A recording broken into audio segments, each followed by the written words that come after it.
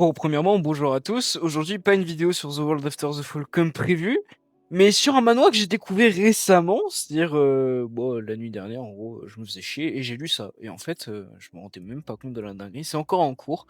Et c'est un manoir de romance, c'est pas quelque chose que je lis par habitude. J'ai lu, j'en ai lu deux, j'ai lu Just Friend et puis un autre, je sais plus c'est quoi le nom. J'ai lu, je suis débutant dans la romance en webtoon et tout.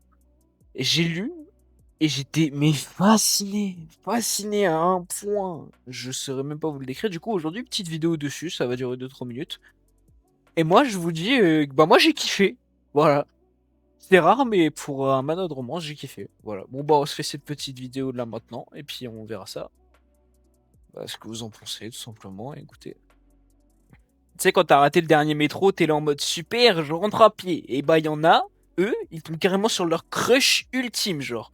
Le destin a dit, ok, t'auras pas de sommeil, mais t'auras l'amour.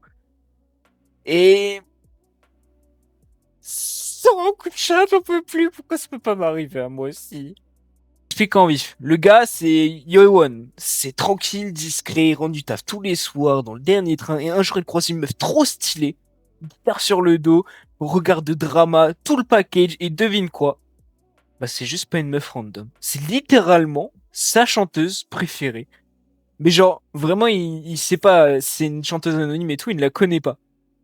L'ambiance, métro de nuit, lumière tamisée, musique indé en fond, c'est pas juste une romance, c'est une vibe complètement. Et tout le manoir se passe comme ça. La plupart du temps, on est dans un train, enfin dans un train, dans une ligne de métro.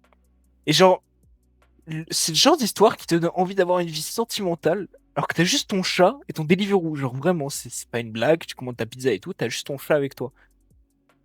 Et lui, en fait, il parle pas beaucoup, mais tu sens qu'il vit un film dans sa tête, genre.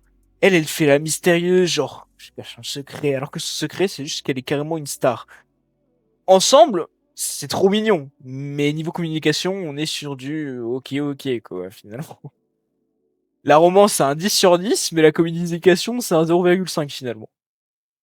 Lis ce webtoon, si t'aimes bien les histoires tranquilles, sans prise de tête, avec des persos trop attachants, tu vois. Parce que moi, personnellement, c'est pas trop ce que j'aime bien. Moi, je préfère quand ça se tape. C'est vrai que j'ai lu Illicide que je vous ai fait dans l'autre vidéo l'autre fois.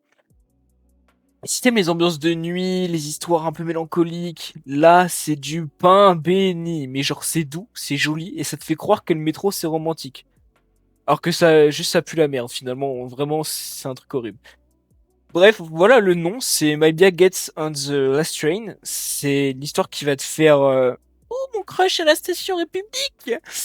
Si t'aimes les romances calmes et les vibes nocturnes, bah fonce, écoute, si t'as déjà eu un crush dans le métro, balance l'anecdote en com, et puis on va rigoler un peu là-dessus, on en fera une vidéo, pourquoi pas.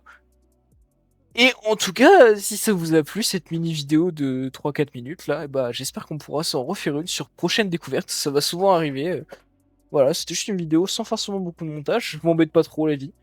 Voilà, bon bah écoutez, c'est une très bonne soirée, parce que moi il est tard, il est 3 heures du matin, et voilà. Denalem. Ciao, ciao.